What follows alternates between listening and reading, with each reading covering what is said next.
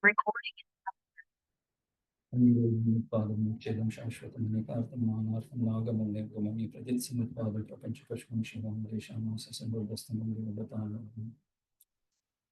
Okay, good evening, everyone.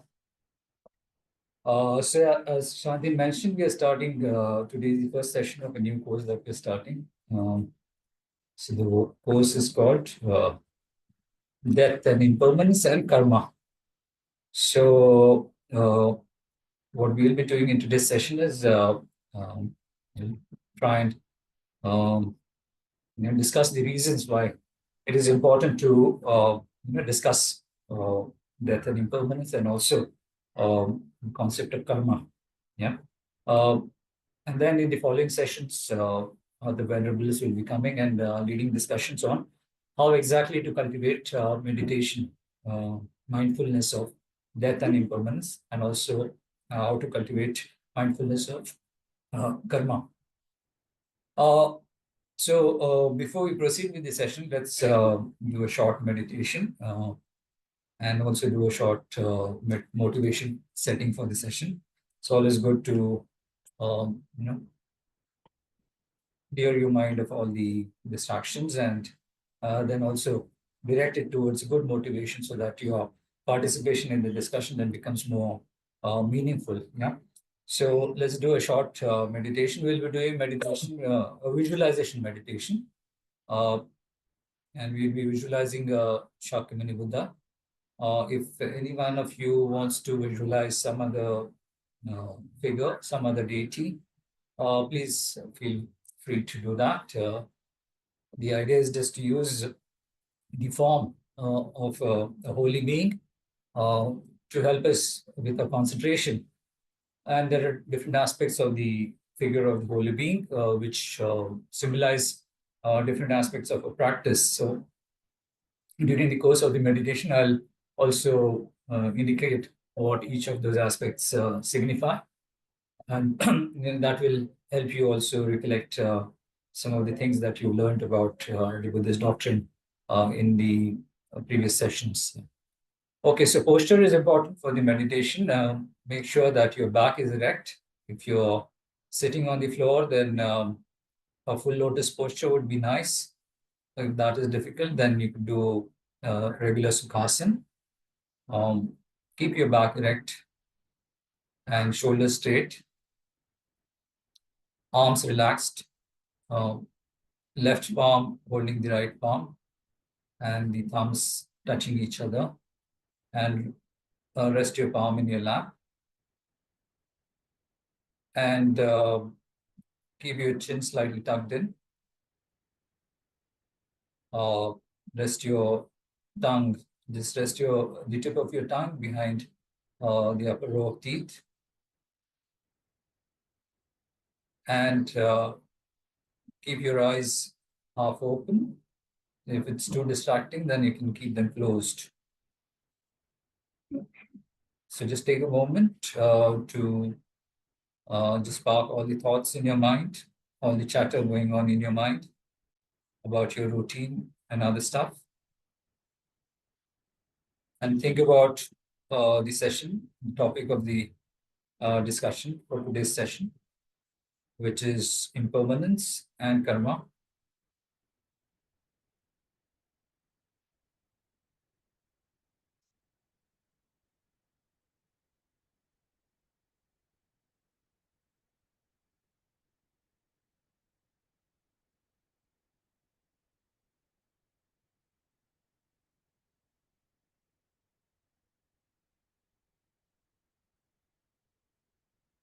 And now in the space in front of you at a distance of about 2 meters at the level of your forehead, visualize a large golden throne adorned with all kinds of precious stones and jewels, and supported at the four corners by a pair of lions.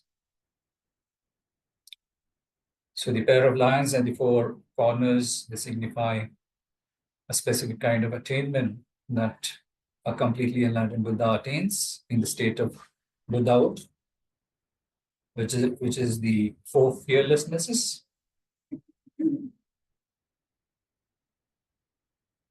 And on the throne is a fully blossomed white lotus.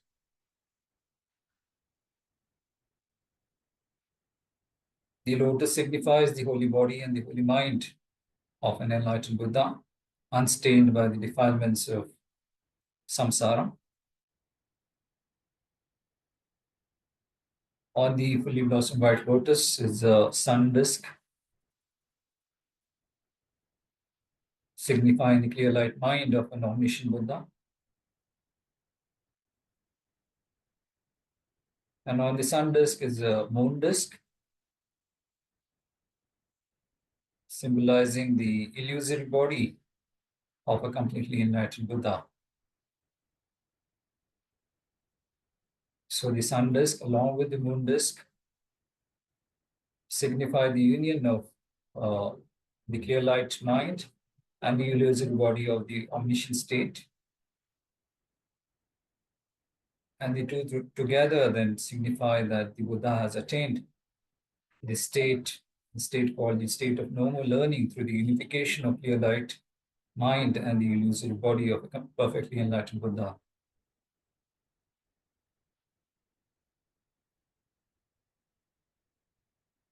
And these three together, the white lotus, or the sun disk, and the moon disk, they could also represent the three principal aspects of the path to enlightenment, which are renunciation, the mind of enlightenment, and the right view, correct view. And seated on these three is Shakyamuni Buddha, who has attained all the perfect realizations and eliminated all forms of suffering and obscurations. He is the embodiment of all the omniscient Buddhas.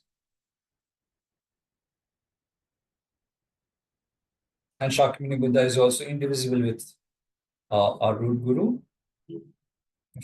and shows us the path towards liberation and omniscience.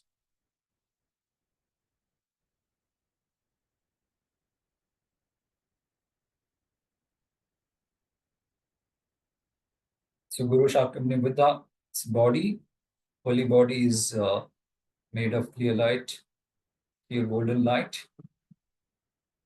And he wears the three robes of a fully ordained bhikshu. His face is radiant and has a beautiful smile.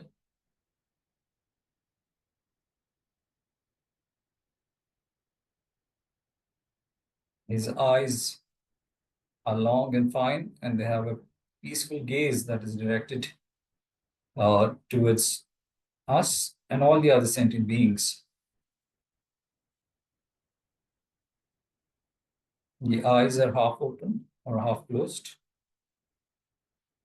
Half closed, indicating that Shakyamuni Buddha is in a state of meditative equipoise, meditating on the final emptiness nature of all phenomena, meditating on the space-like emptiness of all phenomena.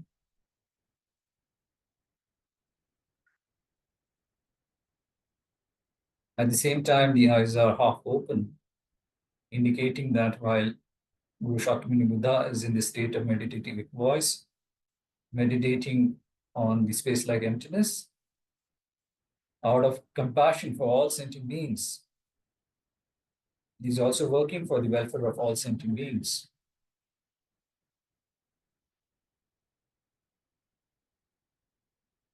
Showing them a path that is appropriate for their state of spiritual maturity. His lips are red, hair is blue-black, and each hair curls to the right. On his crown is the Ushnisha, a protrusion. On his forehead is the Urna. His right palm rests on the right knee, and the middle finger touches the moon disk, indicating that Guru Shakyamuni Buddha has conquered the Mara or Devaputra, the Mara of desire. The left palm rests in his lap in the meditation gesture, holding a begging bowl filled with nectar.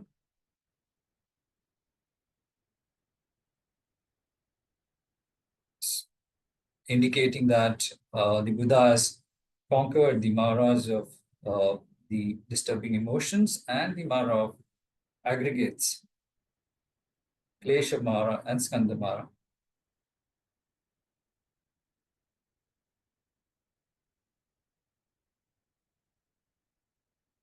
Shakyamuni Buddha is seated in the Vajra posture, surrounded by a halo of light, indicating that he's conquered the Mara of death, or Mrityu Mara. So while he's conquered these Maras, he's also helping other sentient beings conquer the Maras that disturb their spiritual growth. So Guru Shakyamuni Buddha sits in this aura of light in a Vajra posture.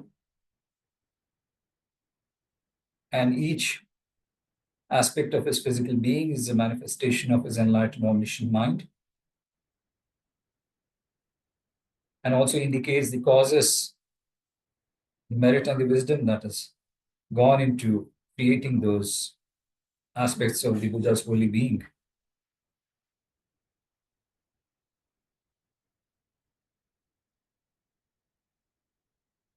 So he is the embodiment of all the Gurus, all the Buddhas, the Dharma and the Sangha.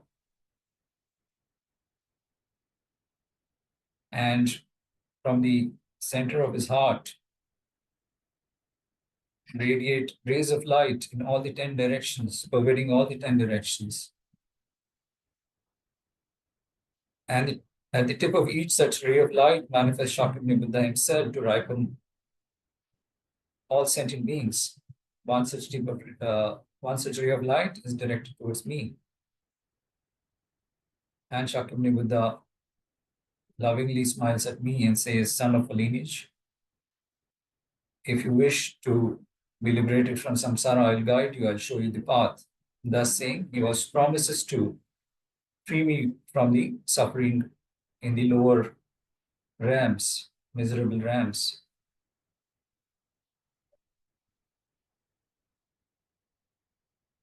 So while Shakyamuni Buddha has promised to help me, guide me on this path, I myself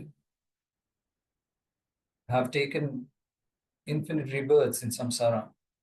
And even now, I'm not free from suffering in samsara. But through some good fortune, I've attained this human rebirth and I've gained access to the Buddha's doctrine.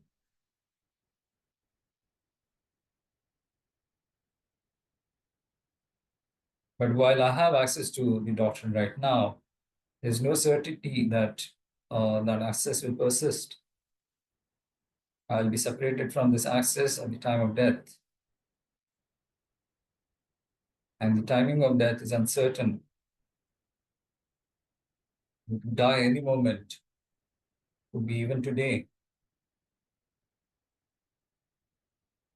And if we die today, or when we die, there's no certainty that we'll have access to these, to the doctrine and the other freedoms and endowments that we enjoy right now in this human form. It's possible that we end up in one of the lower realms, and then we'll have to endure a lot of suffering there. Even if we are reborn as a human or a deva in the future, there's a lot of suffering that we experience in the human form. There's the suffering of birth, aging, sickness, and dying, and a lot of mental suffering that we have to go through. Even in the realm of devas, there's a lot of suffering. So there's no place in samsara which is free of suffering. So there's nothing to trust about samsara or the higher realms in samsara. So while I have this human form and I have access to this doctrine, and I've also been blessed with the power to discriminate between phenomena, which helps me to understand the flaws of samsara and the benefits of liberation. I should aspire, I should wish to liberate myself from the cycle of suffering in samsara. Yet, individual liberation is not a sufficient goal, because other sentient beings will be left in samsara to suffer, suffer the consequences of their karma. So I should aspire to attain a state which will help me assist them in their pursuit of liberation. Just like I wish liberation for myself, the others too wish for liberation, freedom from suffering. And then that state which would enable me to help them meaningfully is the state of omniscience or complete enlightenment or Buddhahood.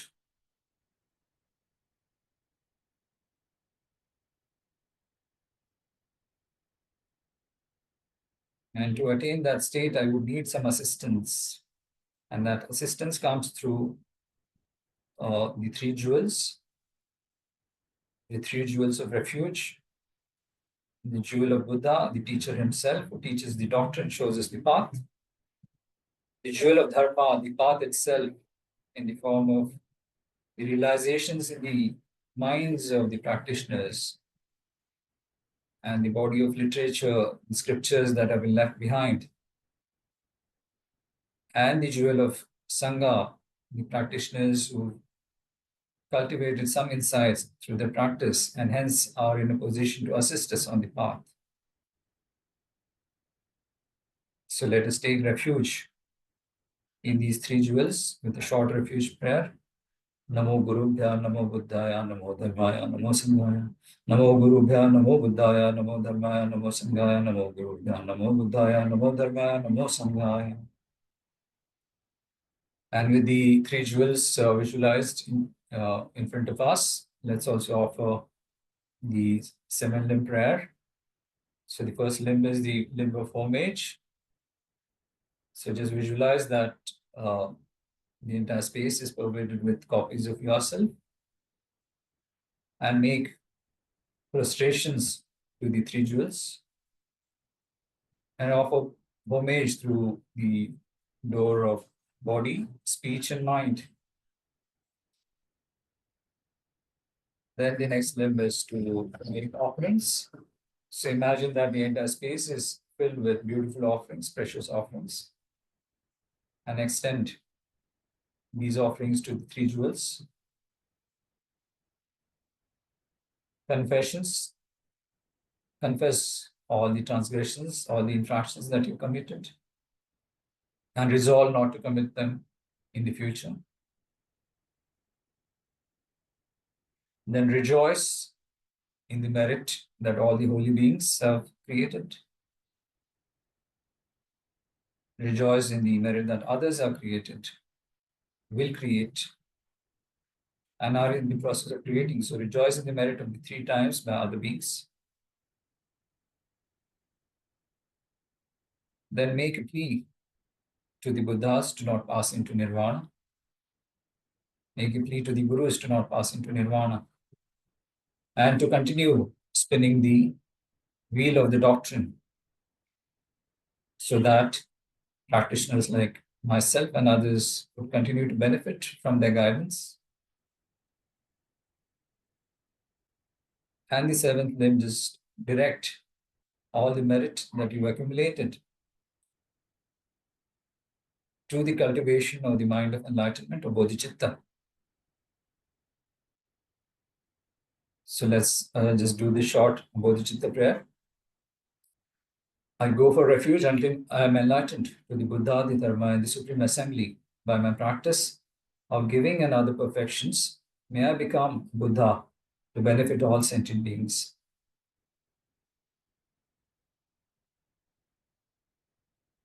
Okay, so that we've set a good motivation for the session.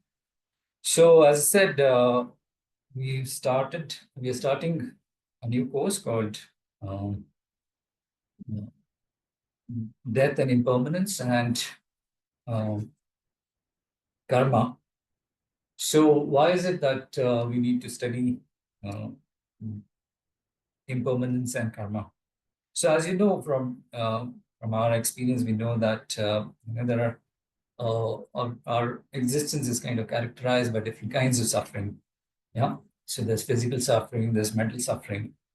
And for those who believe that there's a continued mental continuum that kind of passes from one life to another, and hence believe in the concept of rebirth, uh, you know that if you don't take appropriate steps, this cycle of birth, death, and rebirth will continue forever, and we'll keep continuing experiencing suffering even in the future, like we're suffering right now.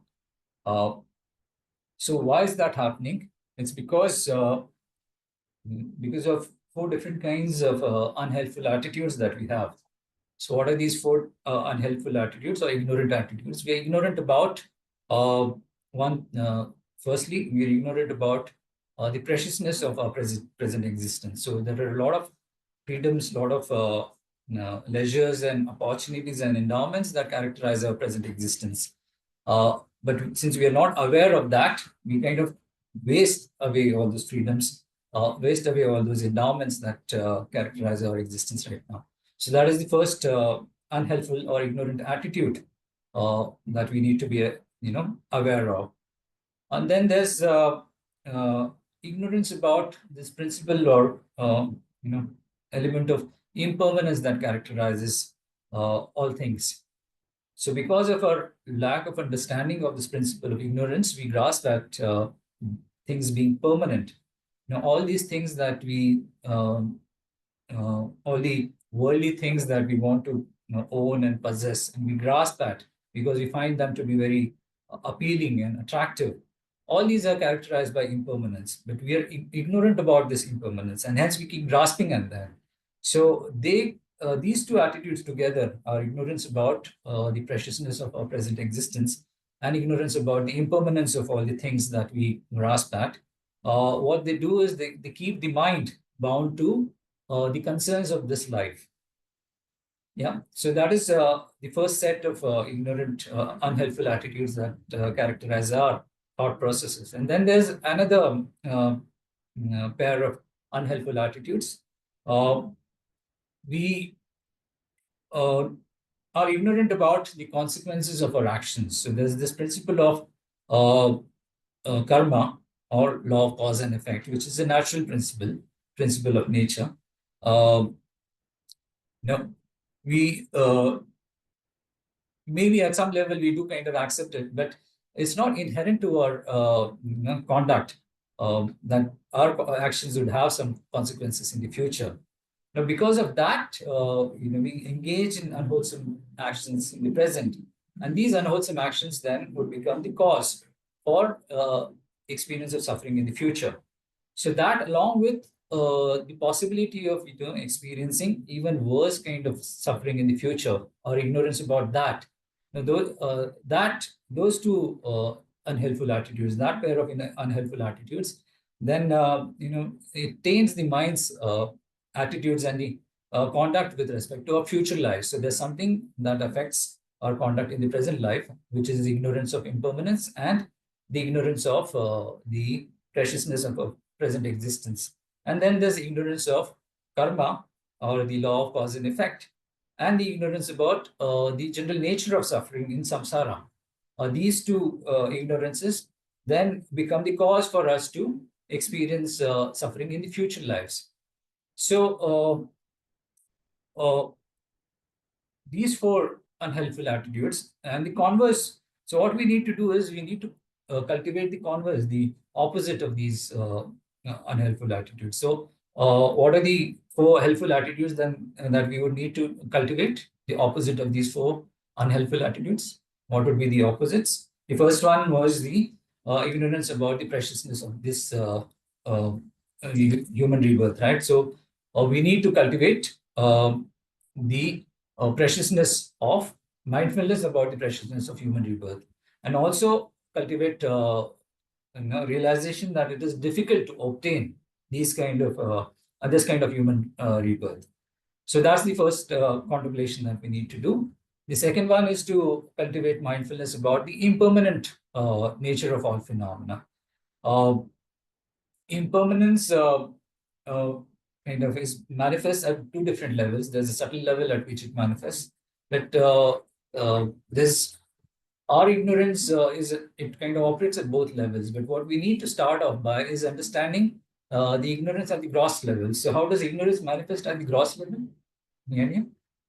How does it manifest at the gross level? Ignorance, our ignorance about impermanence. Think we want that. Yeah, exactly. So ignorance at the gross level would manifest in the conception that, okay, I'm here for some time. Yeah. Although all of us kind of agree that we'll die, but most of us don't believe that we can die, in this moment. Although there's a possibility, there's a likelihood that it could happen. Yeah, we know from our experience that it's possible. Everybody thinks that I'm not going to die now, at least. In fact, even a person who is in his in his last moments, final moments, even that person would say that, okay, I'm going to be around for at least some more time, maybe a few more minutes, a few more hours, or maybe a day.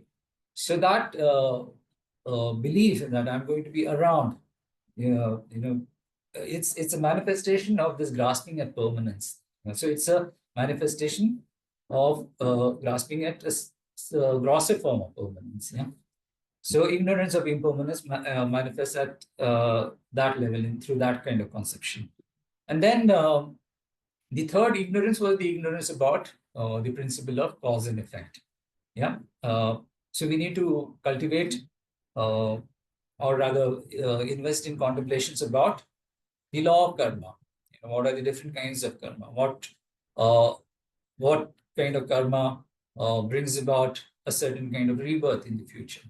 And then having got a certain kind of rebirth, what kind of karma is responsible for us to be blessed with abundant resources in the future, for example. Yeah. So there's a kind of karma that propels a new rebirth, but there's a different kind of karma which leads to you being blessed with either scarcity of resources or abundance of resources. So we need to kind of familiarize ourselves with these different kinds of karmas. And we also need to familiarize ourselves with the different kinds of suffering that we can experience in the future. So these are the four helpful attitudes that we need to cultivate.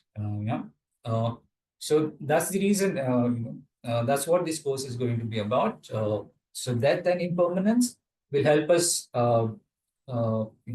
with the cultivation of the first pair of helpful attitudes.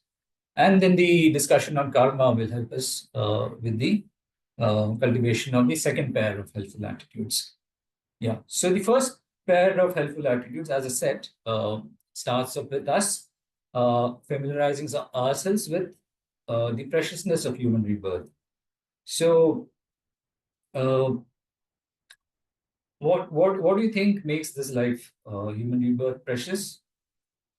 What are the different things, or most of us take it for granted, of course, but now we've been kind of reading about spirituality for some time, so you're kind of familiar with some things which would help you understand that this human rebirth is precious.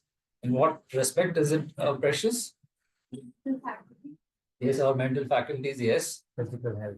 Physical health, yes. This is the only physical form in which we can attain enlightenment. This is the only physical form in which we can attain enlightenment. To some extent, yeah, that's true. We could attain enlightenment even in the realm of gods. Yeah. But yeah, certain kinds of spiritual practices are possible only in this realm. And there's a specific kind of training that one can engage in, which is called the practice of Tantra. Yeah. So the tantric techniques are possible if you have this form. You can practice tantric techniques if you have a human form. Yeah. Any other? Yeah, we're born in an environment where there's no famine, no war. Yeah. Yeah. So just think about different parts of the world which are you know grappling with different kinds of conflicts, political conflicts and other conflicts, and just think about the kind of things that they're concerned with on a day-to-day basis. It's mostly about how they're going to survive. Yeah, it's very difficult for them to find the space, mental and otherwise, to think about, okay, how am I going to attain the state of liberation or omniscience? And that's almost impossible for them to do, because they're grappling with more immediate kind of concerns. We are free from that kind of conflict. So there are these different kinds of problems, yeah, different ways in which our life is better as compared to other humans and also other sentient beings. Right? So what we'll do as part of this course is, first we'll try and understand what makes human life precious, what makes it difficult to obtain. That would be the second part of our discussion. And then discuss what are the benefits of contemplating the preciousness of human rebirth. Then what are the flaws of not being aware of the preciousness of human rebirth. And then, having cultivated that understanding, when we realize that this human rebirth is very precious and it is difficult to obtain and can be easily lost, uh, how do we lose it? It is through death. Yeah. So then we cultivate, having realized the importance of human rebirth, we cultivate mindfulness of death. So we prepare for death. Yeah. And that specific cultivation of mindfulness of death, there's a specific technique through which it is done. So there's something called the 3 points and 9 reasons method to cultivate mindfulness of death. So that is what we'll see later on. And then in the second part of the course, so we'll have about 4-5 sessions for death and impermanence, and about 5 sessions for the discussion on how the law of karma operates. Yeah. So that's what we're going to do. So for our session today, we'll start off by discussing what makes human life precious, and what are the things that characterize human life that makes it suitable to be called precious. And then having got some grasp of that concept, then we think about how it is difficult to obtain human rebirth, and then just contemplate on the faults of not being aware of the preciousness of human rebirth, and the benefits of being aware of the preciousness of human rebirth, and then the kind of mindfulness of that will be covered in the later sessions. So we'll just cover the initial parts of that discussion today. So the first part, identifying the precious human rebirth. Yeah. So some of the things that make human life precious, you just mentioned. So there are what is called the 8 freedoms and the 10 endowments that characterize our human existence right now. Yeah. So what are these freedoms and endowments? So the 8 freedoms are freedoms from the unhelpful or the the problematic situations that you just referred to, like conflicts, being born in a place which is ridden with conflict.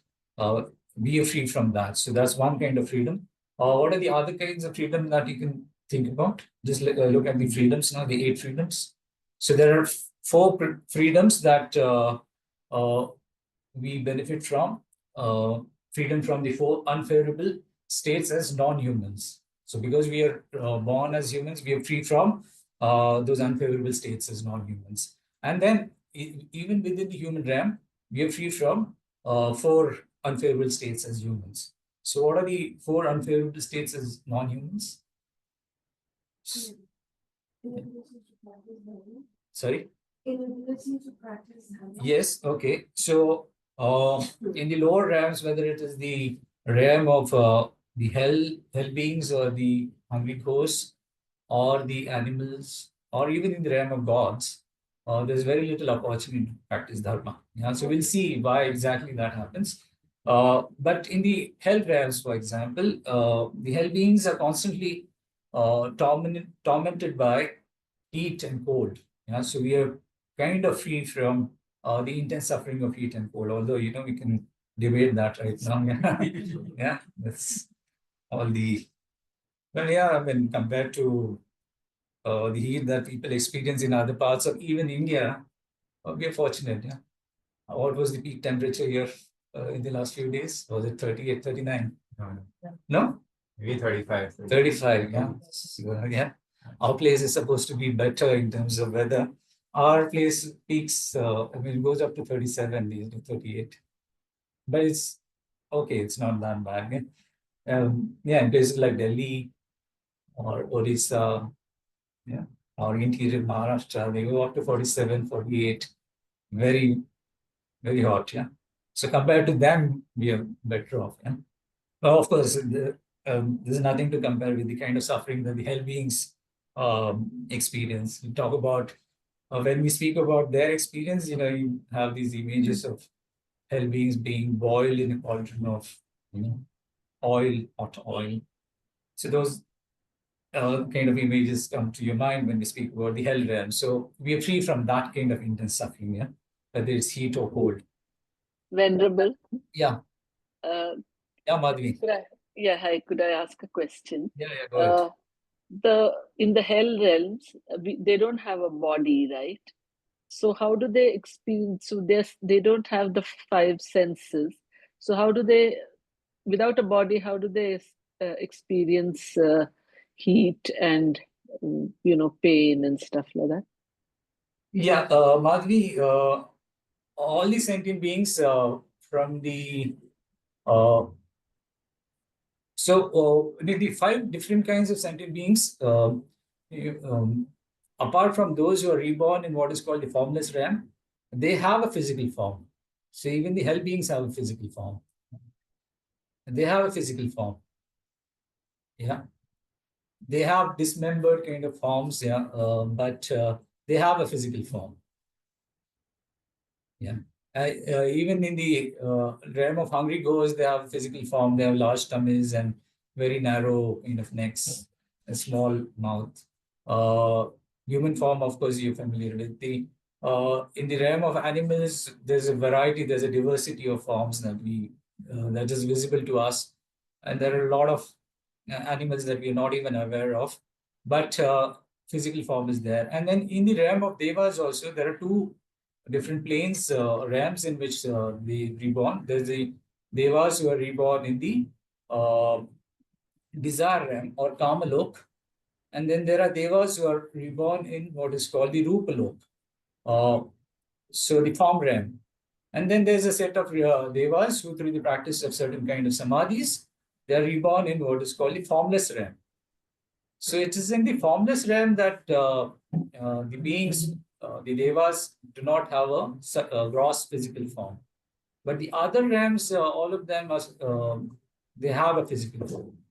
Yeah. Okay. So they would experience physical suffering there. Okay. I thank you. Yeah. Okay. So hungry ghosts. So the realm of hungry ghosts, the second realm, yeah. They suffer from hunger and thirst, and we, at least people in this room and online, we do not suffer from such problems, right? And we have sufficient food security. Yeah? So we are free from that kind of suffering. But of course, you can think about people even in the human realm who have to go through suffering of hunger and thirst at times. But again, that is not anything to be compared with the suffering that beings in the realm of the hungry ghosts would experience. And then we are free from lack of intelligence that characterizes the realm of animals. Again, a little controversial if there are animal lovers here. I'm sure they'll argue that animals are intelligent.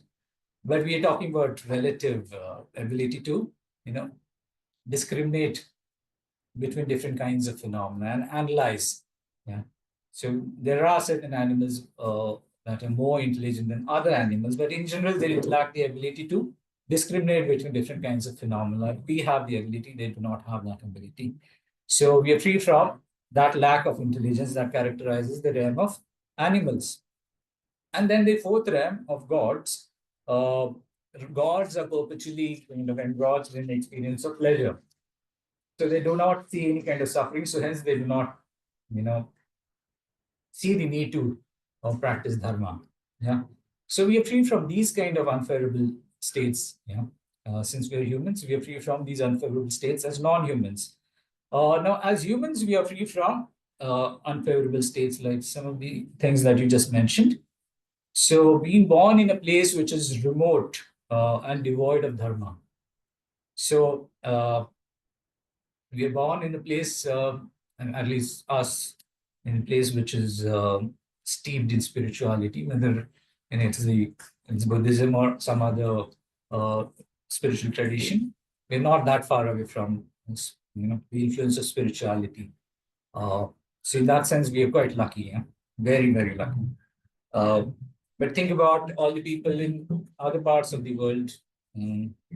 Some of them have absolutely no spiritual inclination. They don't have access to any form of spirituality.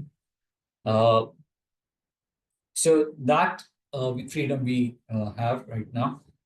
We are born in a place where a Buddha has, or rather, we are free from being born in a place where Buddha has not come. Yeah, so the Buddha visited this world and his doctrine is still alive. Yeah, and we are connected with the doctrine. So, people who are connected with the other faith would see some other person who as the enlightened being and hence the source of spiritual advice. So, in that sense, they are free from being born in a place which was not visited by that spiritual enlightened being. Yeah. And then the third freedom is that we're free from being born with inadequate faculties. Yeah. So what Shamla just mentioned, we have adequate faculty. So we are we have the freedom from being born with inadequate faculties. Yeah. And then we are free from being born with wrong views. So what are the wrong views that are being referred to here? What kind of wrong views? Any idea? Being against other religious practices. Okay. Yes, tolerance. But in general, what makes a person spiritual as opposed to being non-spiritual? Dharma's Yeah, yeah. So the belief in the law, cause and effect, very fundamentally. If you want to practice dharma, you need to have that belief. Yeah, all of us have some, some grounding in that principle. As Indians, all of us do have some belief in this principle of law of cause and effect. Yeah? We do believe that whatever actions we committed in the past, what we are experiencing right now are the consequences of those actions. So if we do not have that kind of a belief, we do not have faith in that principle of law of cause and effect, again, that could impede our spiritual development. So we are free from that unfavorable state, even as you. So those are the four freedoms, freedom from the four unfavorable states as humans. Yeah. And then there are, on the other side, there are the 10 endowments that characterize our existence. So kind of the opposite, the transpose of what we just discussed. So there are 5 personal endowments, and then there are 5 endowments that pertain to others. So what are the 5 personal endowments?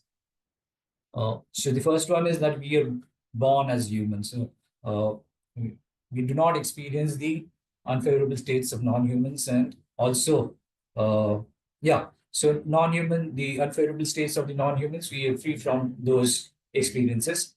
So being born as a human is a endowment, is a personal endowment. And then we are born in a central land which is still kind of connected with spirituality, and also has the different kinds of followers. So when you're talking about Buddhism specifically, we are in a place where the 4 sets of followers are still around. So there's the bhikshus, there are the bhikshunis, and then there are the upasaks and the upasikas. So Upasakas are the lay practitioners of Buddhism. Upasikas are the female lay practitioners. Similarly, bhikshus are the ordained practitioners. And within the ordained practitioners, there are different levels. So there are the fully ordained ones and the novice, both the male and the female practitioners. So we are born in a place where the doctrine is still alive and is practiced by these practitioners. Yeah, that's the second endowment. So the third endowment is that we are born with adequate faculties. So we have sufficient intelligence to make to analyze the doctrine. Yeah, and then we are free from the consequences of the 5 inexpiable sins. So killing your father, mother, or injuring an arhat or a Buddha, or creating a division in the Sangha. So these are the 5 inexpiable sins which bring immediate retribution in the form of rebirth in the worst kind of hell. And then we have enduring faith in the 3 baskets of the teachings, so the Tripitaka. So these are the 5 personal endowments. And then there are 5 endowments that pertain to others. So what are the 5 endowments in relation to others? So Buddha has visited the world that we abide in. And the Buddha has taught the doctrine in this world. He's taught the Dharma. After having attained the state of enlightenment, he's taught the doctrine. And the teachings then remain in an undegenerated state since the time that he taught the doctrine. So there are 2 ways to look at it. So from the time that he attained the state of enlightenment till his nirvana, the teachings remain undegenerated. And hence, disciples who followed him later on could pass on his pure doctrine to other people in the future. But the Buddha had also made a prophecy that his doctrine would remain for 5,000 years. So it's 2,600 years since he came to this world. So there's still some time we have, yeah. But we need to be very careful, yeah. 2,400 years is not a long time. It just passed like this. And you never know whether in the next lifetime we'll have access to the doctrine. But yeah, so he had this prophecy, but there will be gradual kind of degeneration. Gradual kind of degeneration. And then the 9th endowment is that the teachings are still being followed. So what it means is that there are a set of practitioners who have invested in studying the doctrine and then practicing it, meditating on it, and have cultivated realizations. And we can actually see the these disciples actualizing some of the states that are spoken of in the scriptures, like the state of a stream enterer or the state of an arhat. Some of you have been attending His Holiness's teachings, and of late, His Holiness, in order to inspire his disciples, in the past he would never say so, but he said that he's attained a certain state. So there are 5 different paths that you progress through. There's the path of accumulation, the path of preparation, the path of seeing, the path of the path of meditation, and path of normal learning. That's the state when you attain the state of Buddhahood. So the first path is the path of accumulation. And His Holiness has said on several occasions that he's kind of actualized that. And he aspires to attain the state, the path of seeing. So he's on the path of preparation. Yeah. So, and if you read the scriptures, that's a very serious kind of realization. And you need a lot of wisdom and a lot of merit to attain those states. So to inspire us, he's kind of said that he's attained those states. So you have these kind of practitioners. Of course, in reality, we know that he's attained the state of enlightenment. But for an ordinary disciple, he kind of manifests the aspect of an ordinary practitioner. And even there, he said that he's attained the path of preparation. So Sambhar Marg and then the Prayog Marg. So second path, the Prayog Marg is what he's actualized. So we can kind of draw inspiration from these kind of figures and then develop faith in the doctrine, because the doctrine prescribes the path, the method to attain those states. And we see practitioners who actualize the state. So you know that the path works. So these are the 5 endowments in relation to the others. So these are the 8 freedoms and the 10 endowments that characterize our existence right now. So we break for some time, maybe 5 minutes now. Okay. Okay, that shows New York time. I have to say. Is it? Okay, we'll break for 5 minutes. Yeah, take a break and then we'll continue the discussion.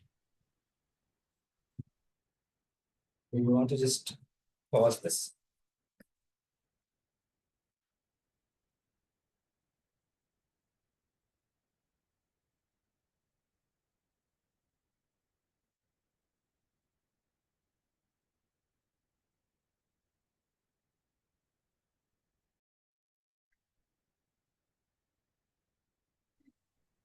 Okay, so let's start. Venerable, Yeah, Mali. a question. Yeah.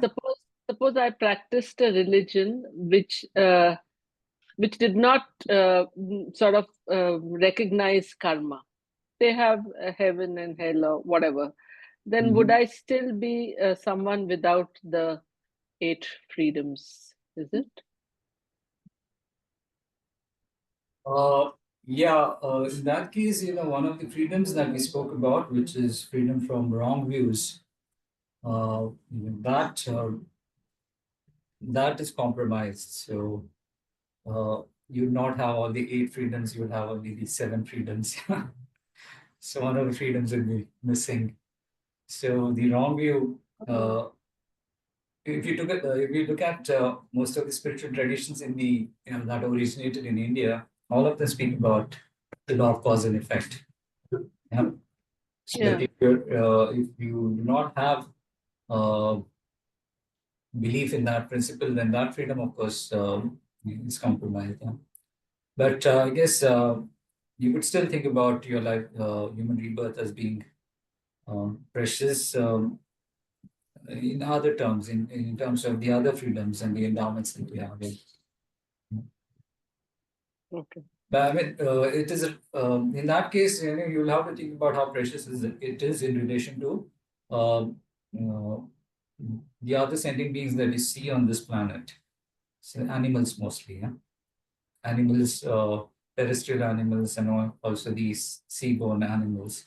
The kind of suffering that they experience. Just compare your existence as in relation to theirs, and see that your suffering is far more manageable than their suffering.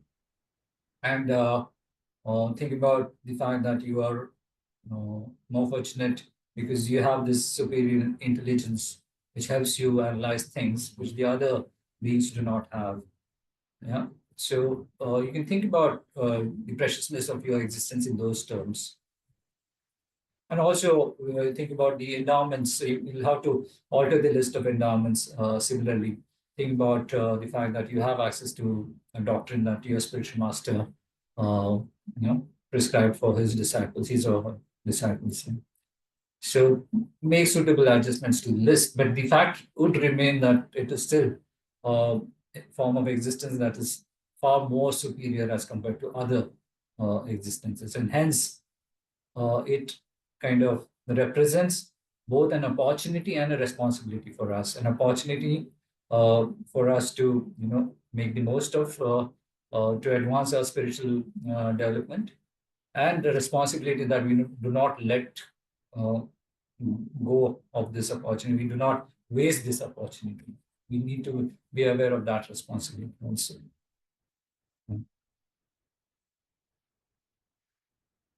Okay, so the 8 freedoms and the 10 endowments.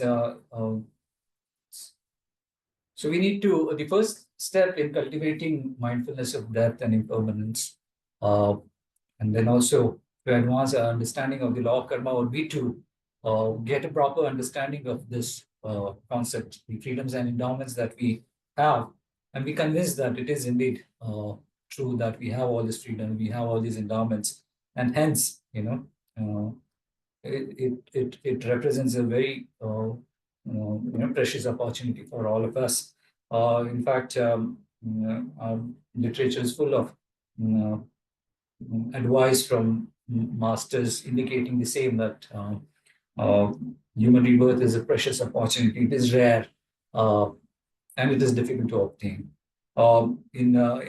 In his text, Bodhicharya Avatara, Shantideva also kind of says the same thing. He says that if the arising of a Tathagat, faith, the attainment of a human body, and my being fit to cultivate virtue are scarce, when will they be one again? So he's indicating the same thing. He's talking about conditions like the arising of a Tathagat, spiritual teacher, the arising of faith, your faith in the Tripitaka, in his doctrine, the attainment of a human body, and then the ability, my being fit to cultivate virtue. These are scarce. They're very scarce, and it's likely that if we lose them right now, it will be difficult for us to obtain these again. So he says, Kada tathagat utpadam shraddham manushyam evam cha kushala abhyasa yogyatva evam lapse ati durlabham. So Kada tathagat utpadam, so a place where the Tathagat has arisen, a time when there's Shraddha in my mind, the fact that I'm born as a Manushya, the fact that Kushala Abhyasa Yogyatva, meaning I have the ability to cultivate Kushal Abhyas, which is wholesome actions. I've obtained this, and these are Ati Durlabh, as in very rare. It's impossible. It's probably, if I lose them right now, it will be difficult for me to obtain them again. So we need to be very mindful about this fact. So at some level, we have some understanding of these things, right? But it needs to be reflected in our actions. It needs to be kind of internalized. When we cultivate the mindfulness of death, we talk about how death is a certain event. It's inevitable that we will die. But what's the big deal if we die? If, what we have right now is not that precious. It's only because what we have right now is precious that we need to be mindful that it can be terminated. And that termination is inevitable. And the timing of that termination is uncertain. And then at the time of that termination, there's a lot of suffering that we experience. So that's how we cultivate the mindfulness of death. But if what we have right now is not so great, is not so precious, then there are certain spiritual traditions in India, like the Charvaka tradition, they didn't believe in the concept of a rebirth. So, they just believe that this lifetime is the only thing that we have, and we need to experience, enjoy whatever we have right now. Don't worry about the future, because there's no future later on. But our doctrine talks about the law of cause and effect, and hence there will be consequences in the future of our actions in the present. Because in the present we have access to all these freedoms and endowments, we have the ability to create a lot of virtuous merit. We have the ability to purify some of the negative actions that we've committed in the past, and we have committed negative actions in the past. If we let go of this opportunity right now, we don't know in the future when we'll have this opportunity. So 8 freedoms. Freedoms from what? As I said, lack of leisure, freedom from the lack of leisure from the unfavorable states in the other realms, and also lack of unfavorable freedom from unfavorable states in the realm of humans. 4 unfavorable states as humans, as I just said, hell beings, hungry ghosts, animals, and the realm of gods. Each one is characterized by some form of unfavorability. There's intense suffering of heat and cold in the hells. There's suffering of hunger and thirst in the hungry ghost realms. There's the suffering of stupidity in the realm of animals. And there's suffering in the form of being possessed, obsessed with experience of pleasure in the realm of gods. So we are free from those kind of unfavorable conditions. If you're born in any of those four realms, then it will be difficult to advance your spiritual practice. Then the four unfavorable states as humans, being born in places where you do not have access to the doctrine, or the Buddha has not visited. So we don't know. If the Buddha has not visited that part of the world, then we don't know anything about the doctrine. We don't know how to purify our past karma. We don't know about how to create good karma for the future. Being born with inadequate faculties would, we would develop some interest in Dharma, but then our practice of Dharma would be very cursory, just for the sake of it. Yeah.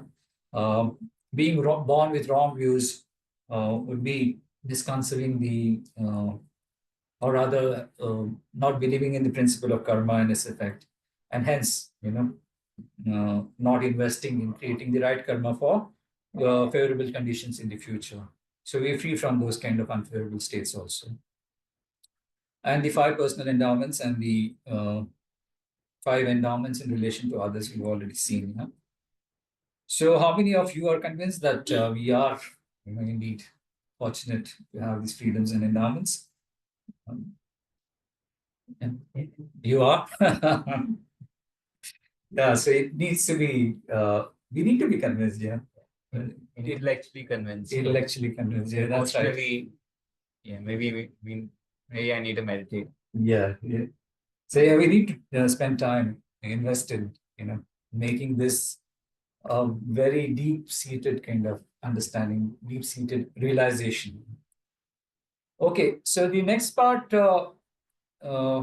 deals with how to contemplate the great benefits of the optimum human rebirth. So the optimum human rebirth has all these favorable conditions, freedoms and endowments. So how do we contemplate the great benefits of this optimum human rebirth in the short term and in the long term, and in both? So we're born as humans, and let's say we aspire to be reborn in one of the higher realms. Yeah? We seek higher rebirth in the form of a rebirth as a human or a deva in the future.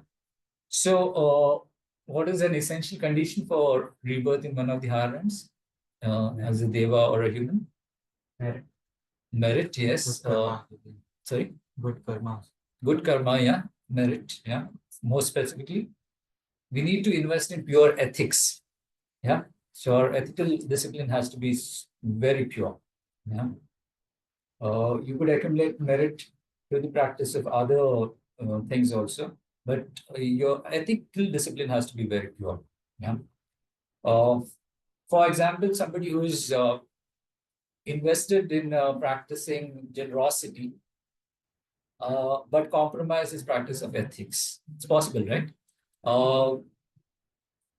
It's possible that that kind of those kind of actions would lead to something called a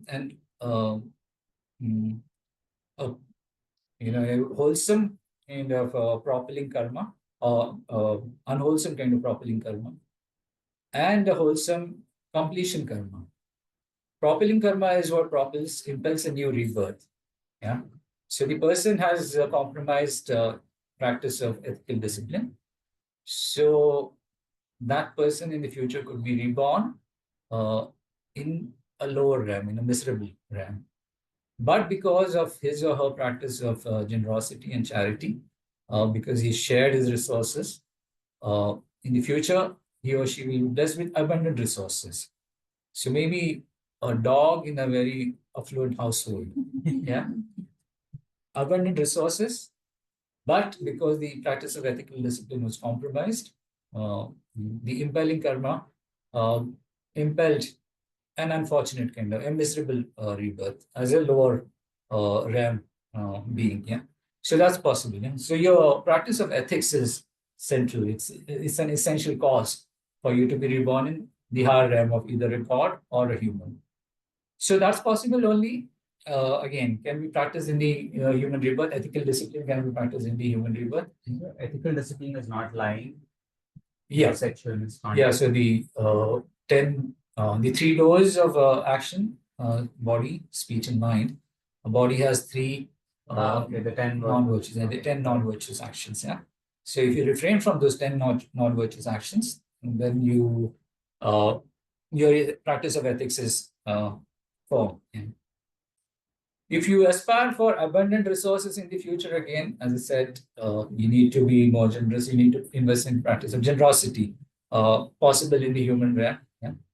If you aspire to be surrounded by a whole set of followers, have a magnificent retinue in the future, what is an essential cause for that?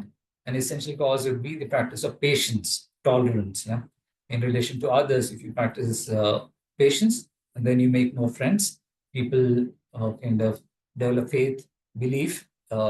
They find you to be trustworthy. That's how you create the karma to be surrounded by people, followers in the future. So even for those kind of spiritual aspirations, human rebirth is conducive for that.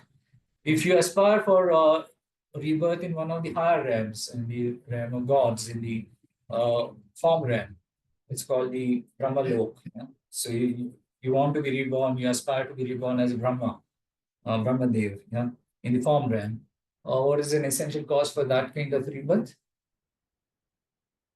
So that's possible only if you cultivate samadhis which are unique to the form realm. So meditative stabilization. Again, that is a practice that is possible in the human rebirth. If you aspire to be reborn in a pure land, a lot of the Eastern, or rather practitioners from the Eastern countries, China, Japan, they practice this Buddhism for pure land Buddhism. It's very, yeah. So they aspire to be reborn in one of the pure Buddha lands, like Sukhavati, which is the pure Buddha land of Buddha Amitabha. So that is possible through what? What is an essential cause for that? Prayers, actually. You combine all the practices that I spoke about, pure ethics, generosity and the like, patience, and then meditative stabilization. And along with that, you make prayers to be reborn in the Buddha land so that you receive direct teachings from a Buddha. Yeah. So even that is possible in the human, if you're reborn as a human. So all these, spiritual goals, spiritual goals could be possible if you attain human rebirth. In the long term, for your long-term development of your spiritual practice, long-term goals will be what? Liberation, omniscience. Yeah, liberation is possible. Liberation from samsara. The essential cause for liberation is what? What is the essential cause for Renunciation. renunciation? Absolutely. So, renunciation can be cultivated in the human rebirth. Again, it's very difficult to think about an animal or, even a deva to cultivate the essential cause for liberation, which is renunciation. So it's difficult to cultivate renunciation in the other realms, even in the realm of gods, it's difficult. Then the spiritual goal of omniscience or enlightenment. What is an essential cause for that? Bodhicitta, right? The mind of enlightenment. Again, possible if you are reborn as a human. And then something that he referred to, yeah. Now, if you want to attain the state of omniscience in this very lifetime, in this human form, you need to rely on a practice called Vajrayana Tantra. Again, that's possible if you have attained the human rebirth, right? So even these long-term, more serious kind of spiritual goals are possible if you are reborn in the human realm.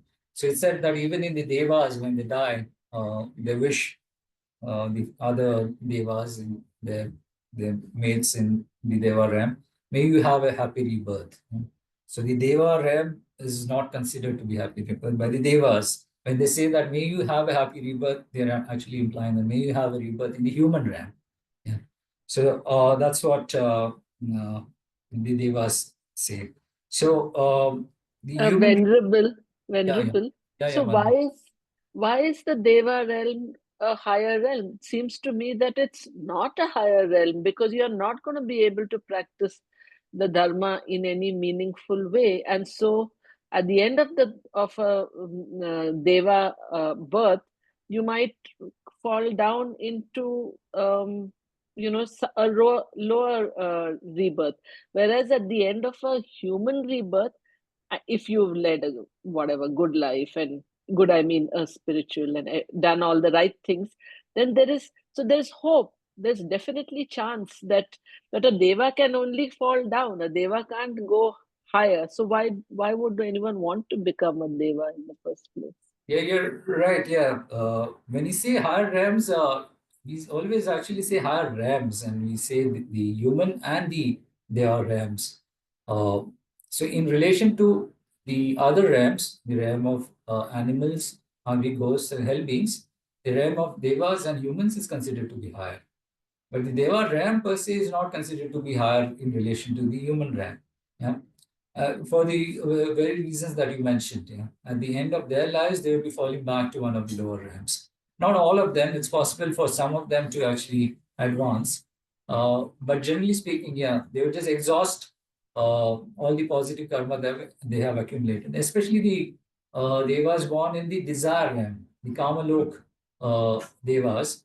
They're reborn there through the superior karma, the force of the superior karma. But all they're doing is just consuming the benefits of the superior karma. And once that is exhausted, they fall back into one of the lower realms. Yeah. But the form realms gods and the formless realm gods have actually invested a lot in being reborn there. And that is possible because of some wrong views, actually. They've cultivated meditative stabilizations like samadhis, absorption states, and hence they're reborn in those realms. So it's not only just regular kind of superior karma, they've also kind of accumulated the superior karma of samadhis. And to the force of those samadhis, they're reborn there. Because in their opinion, some of them are kind of under the impression that is the equivalent of liberation. Yeah. So if you're kind of, your spiritual aspiration is colored by that view, you would want to be reborn in the Brahman lok or maybe in the formless realm also. So it depends on what kind of, view you have. It's possible that you consider that view to be the rebirth in one of the higher Brahma realms to be the equivalent of liberation. In that case, you would seek rebirth in that realm. Yeah. But generally, in the Buddhist terms, it's not considered to be that good. Yeah. In fact, there's also an incident narrated in the scriptures where there was a disciple of the Buddha and he was approaching his death. And then the Buddha asked Shariputra to give him some advice to cultivate, do some sort of contemplation during during the time of his dying. And Shariputra was asked to assist him. And Shariputra, of course, was one of the premier disciples of the Buddha. And Shariputra gave him instructions on how to meditate on what is called the 4 Brahma Viharas. So there are the 4 Brahma Viharas of Karuna, Maitri, Upeksha, yeah, and Mudit. Yeah, so you cultivate those 4 mental attitudes, and on the basis of those meditations, you can attain rebirth in one of the 4 Brahma realms. Yeah.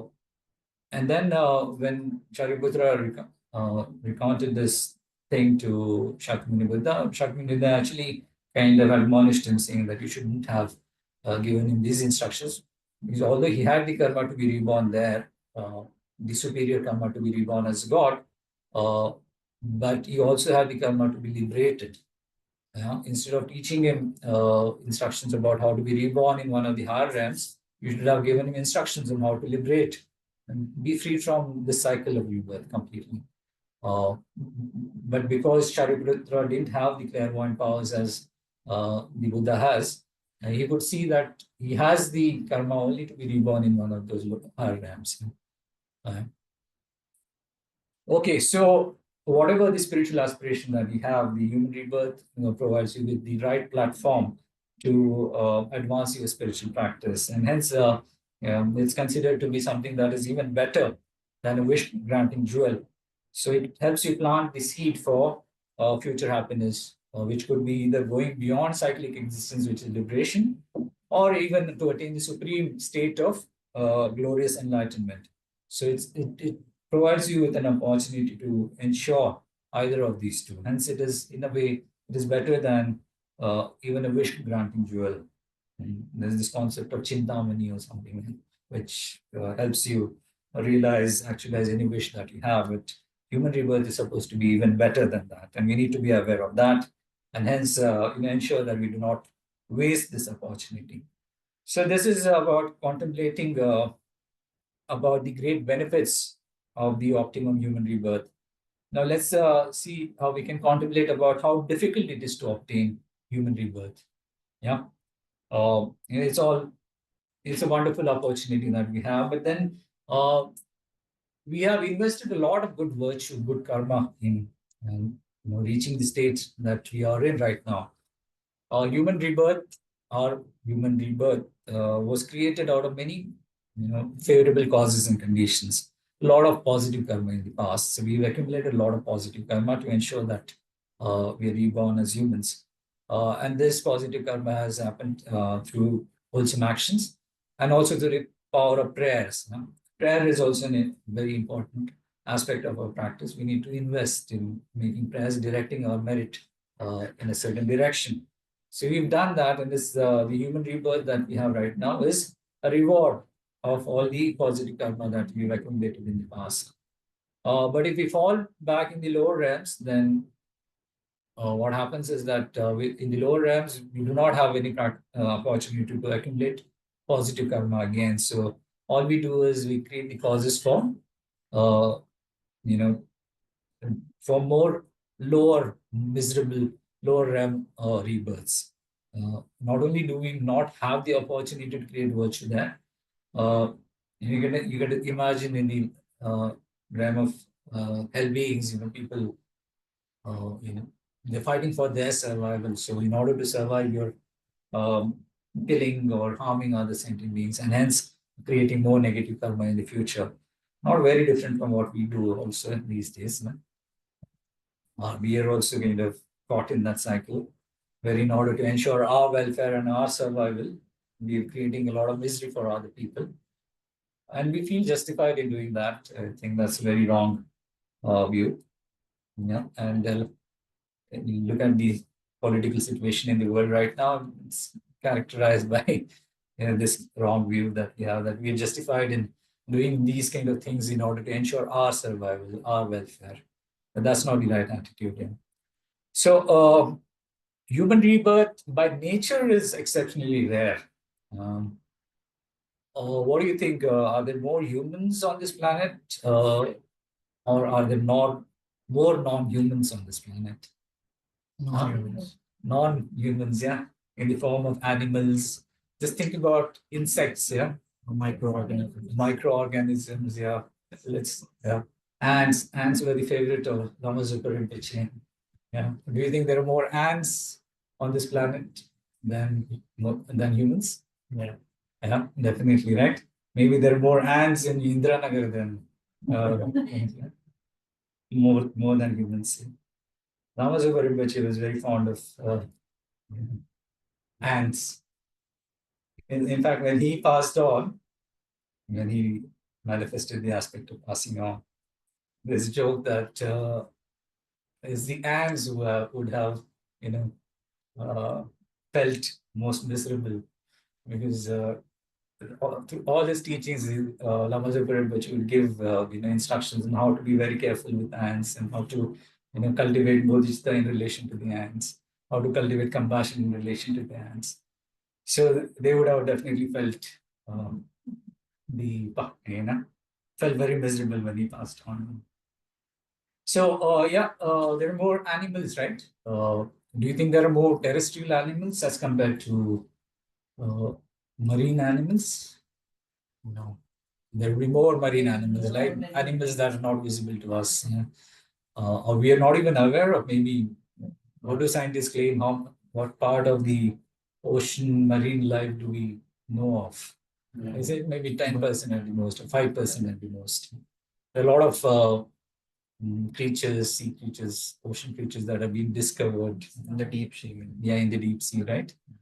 So there are definitely more marine animals than terrestrial animals. Okay, do you think there are more hungry ghosts as compared to animals? We don't know, right? don't know how many. Yeah, we don't really know. But I'd say that there are more hungry ghosts, or rather, there are fewer hungry ghosts than hell beings. So there are more hell beings. That's the bottom. There are more hungry ghosts than animals. Yeah. And there are more animals than humans. So there are fewer humans. So just looking at it mathematically, the probability of you attaining a human rebirth is much lesser as compared to rebirths in the other realms. And it's also extremely rare to have a human rebirth during what is called an eon of illumination, which is a period when the Buddha has visited this land and also taught the doctrine. So in that sense, we are quite lucky, yeah. Both in terms of probability and also the time when we are reborn, where we reborn. Yeah? So Buddhas come, it said that the Buddhas come to this world only when the lifespans are decreasing.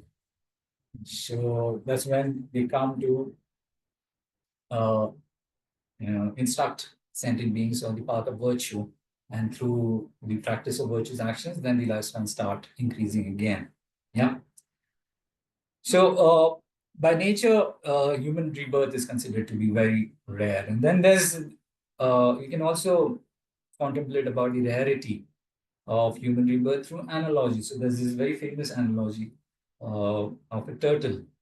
Yeah, very famous turtle. Yeah. Or do you know the analogy? Yeah. What's the analogy? Yeah, it's swimming in the ocean and it puts its head up. Yeah. And And- it has to find the yolk. Yes. That's Yeah. good. Yeah. So can you relate that analogy to our situation and explain the analogy a little bit? It's that difficult to get. Yeah.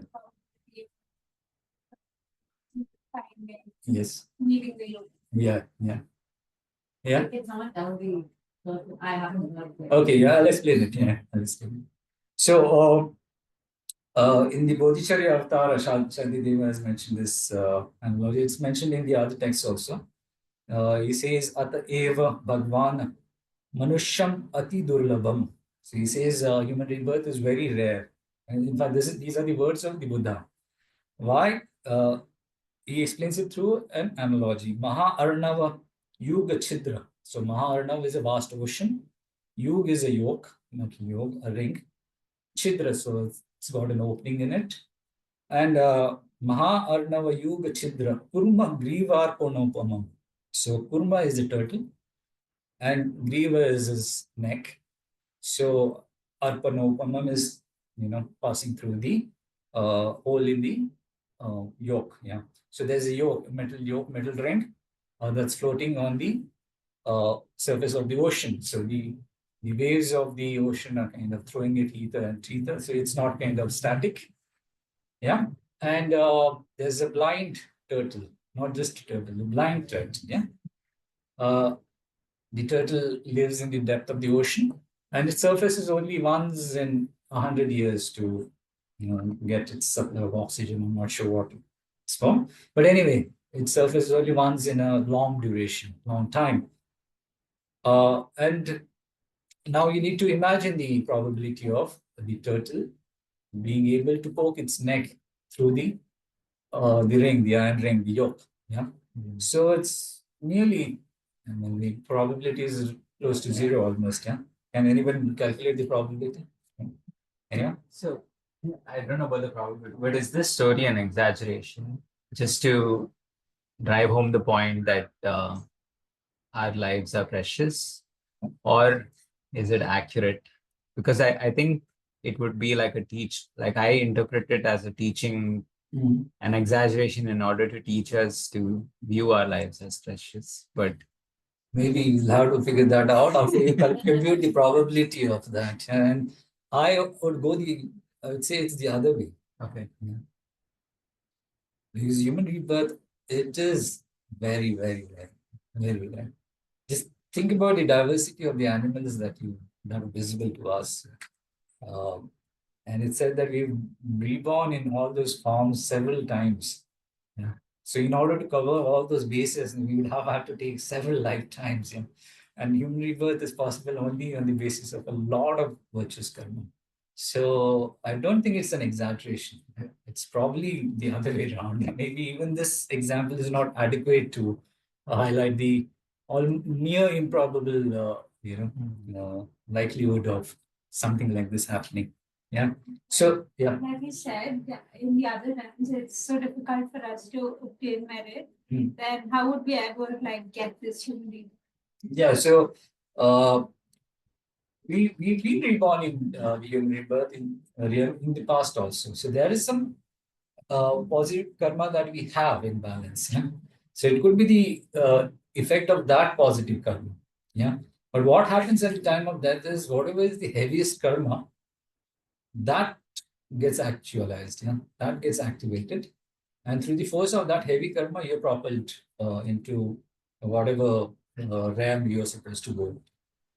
When that is exhausted, it's possible that the heaviest karma that is there in your mental continuum is now the positive karma that gets activated and that takes you out of the cycle. But that is like leaving yourself to the forces of karma. Yeah? You don't have any control over that process.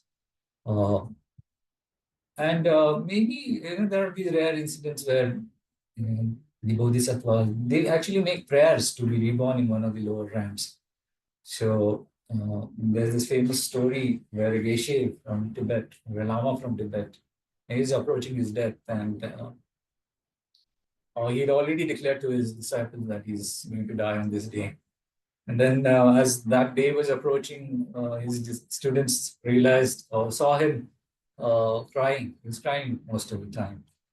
And then one of the disciples asked him, why is it that you're crying? You've led such a wonderful life, and you're going to have a wonderful rebirth in the future. He said, yeah, that's true. But all my life I've prayed to be reborn in the hell realm so that I can help the hell beings.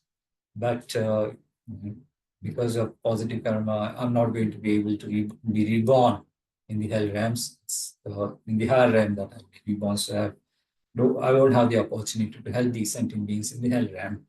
So, you have these practitioners, they make prayers to be reborn in the lower realms also. It's possible. Or, if the practitioner is advanced in his practice, attain the state of path of preparation or something, you can actually send manifestations in the lower realms, and then they can guide you maybe towards some merit, some virtuous action, and that would trigger some positive karma which would take you out of that cycle. But yeah, that's taking a chance, and we don't want to do that, right? We want to ensure that we control the process. So the blind turtle is what? What is it signifying? Symbolizing it's us. Yeah, we are blind with ignorance. A lot of different kinds of ignorances, and the ocean is the samsaric state, right? See, the turtle is ourselves. Its blindness is our ignorance. The yoke is the doctrine, the dharma. Yeah. So for us to be connected, to have access to the dharma teachings, it's very the probability is very low. That's what this example is indicating. So for these very reasons, the Buddha said that hard as it is for a turtle to insert its neck into a yoke, adrift upon the vast ocean, it is extremely hard to attain the human state. So that's what the Buddha said, and to establish that human rebirth is exceptionally rare. So you can understand by nature it is extremely rare. By analogy, you can understand that it is exceptionally rare. Yeah. Is it just human rebirth, or is it a perfect human rebirth? Okay, so this analogy is talking about a perfect human rebirth. Yeah, perfect. Yeah, because the yoke is representative of the Buddha's doctrine. So it's not just mere human rebirth, but a human rebirth where you have access to the doctrine. So, freedoms and endowments. Yeah. Okay, so okay, we'll just continue for 5 more minutes and pause. Yeah. So, having understood the preciousness of human rebirth and also the rarity of attaining a human rebirth, what we need to do is we need to cultivate a desire, a very strong desire to take full advantage of this life blessed with freedoms and endowments. So for that, what we need to do is we need to be aware of these four things. There's a need to practice the teachings, because if we want to be free from suffering and we want to attain happiness, it's possible only on the basis of our investing in cultivating various aspects of the teachings. So we need to be aware of the need to practice the teachings. We need to be aware that we have this ability to practice right now, but we need to invest that ability properly. We have the external conditions in the form of this human form. We also have access to teachers. So these are the external conditions. And then we have internal conditions, freedom from the wrong views, for example, then faith in the Tripitaka. So we have those internal conditions also. So we need to put those internal and external abilities to proper use. So that's the next thing that we need to be aware of. We need to be aware that we need to practice in this lifetime. We've seen that human rebirth is extremely rare, so don't take any chance. Yeah? It's possible that we may be reborn as humans in the future, but human in these kind of favorable conditions, again, very difficult. So we need to practice in this lifetime itself, and practice right now, because there's no certainty when our life gets terminated. And then there's no certainty when we will be united with these favorable conditions in the future. So we need to reflect on these 4-5 conditions. Yeah. And how do we actually do that? For that, we need to cultivate what is called mindfulness of impermanence and death. Yeah. And there we'll talk about the faults of, we'll see what are the benefits of investing in cultivating mindfulness of death, or what are the faults of not cultivating mindfulness of death, and then the actual way of cultivating mindfulness of death. So that's what we'll discuss in the next session. But just to say the start of the discussion, so this cultivating the mindfulness of death is considered to be very foundational kind of practice for us to further our spiritual advancement. Yeah. So in the sutra called the Mahaparinirvana Sutra, the Buddha said that among all harvests, the autumn harvest is supreme. Among all tracks, the track of the elephant is supreme. And among all concepts or all ideas, the idea of impermanence and death is supreme, because with it you eliminate the roots of all attachment, ignorance, and pride of the 3 realms. So how exactly mindfulness, cultivation of mindfulness of death helps us, remove attachment, ignorance, and pride at its root?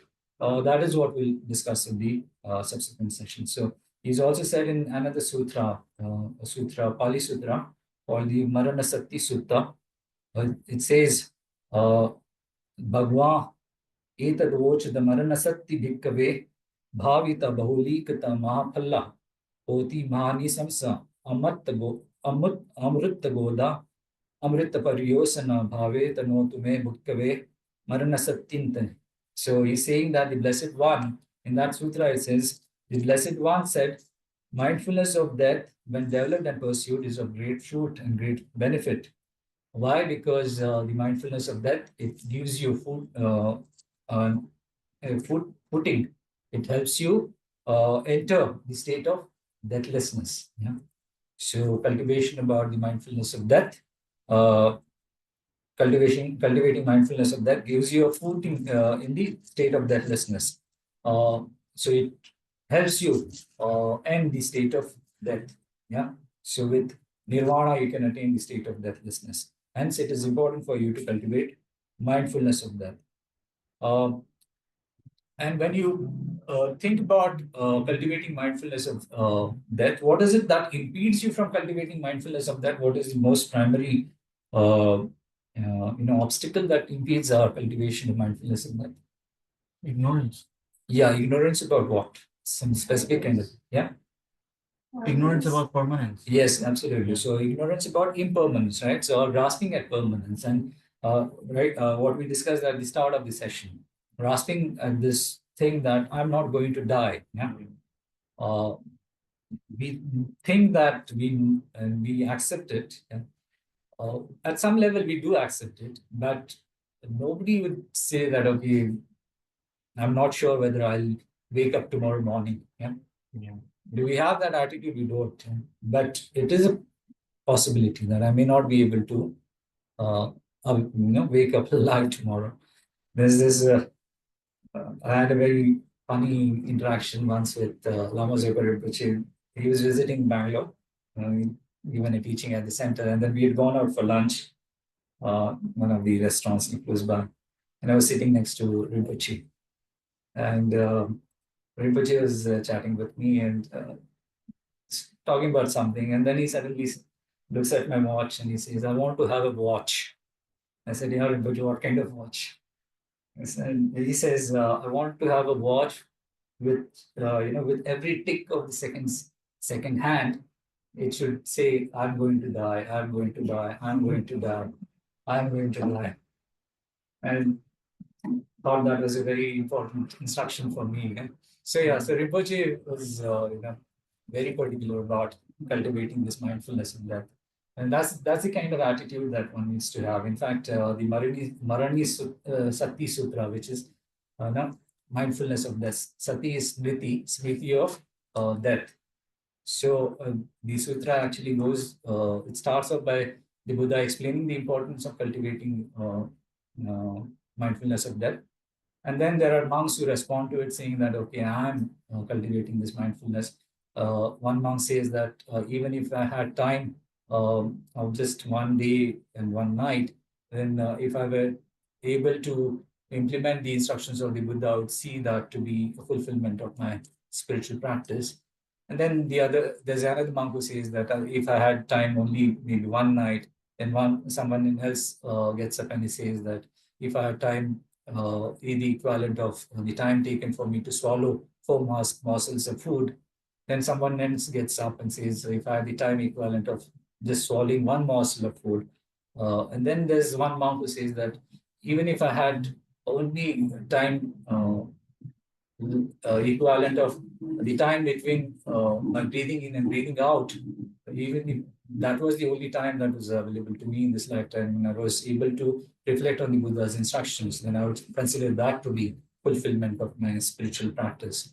And the Buddha says, yeah, this is how you need to cultivate the mindfulness of death. You need to be aware of death and its consequences and what it implies in terms of losing access to these freedoms and endowments every moment of your life. So so that's the first thing that you need to be aware of. You're grasping at the concept of permanence. So your ignorance of this course impermanence. Yeah. So we'll see there are other obstacles that impede us from taking advantage of the human rebirth. So we'll continue that discussion in the next session. So let's just stop here and we'll just end the session with a short dedication. So just take a moment to reflect on the discussion that we've had so far. And then let's direct all the merit that we've accumulated to the attainment of the state of enlightenment. So just close your eyes and take a moment to reflect on the discussion that we had so far.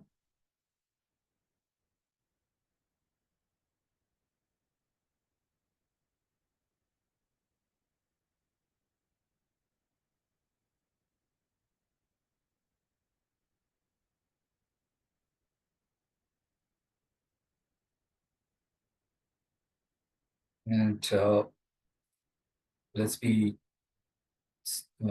assured that through our participation in this discussion, we've accumulated some merit. So let's direct all that merit to a swift attainment of enlightenment. So due to the merits of these virtuous actions, may I quickly attain the state of a completely enlightened Guru Buddha and lead all sentient beings without exception into that enlightened state.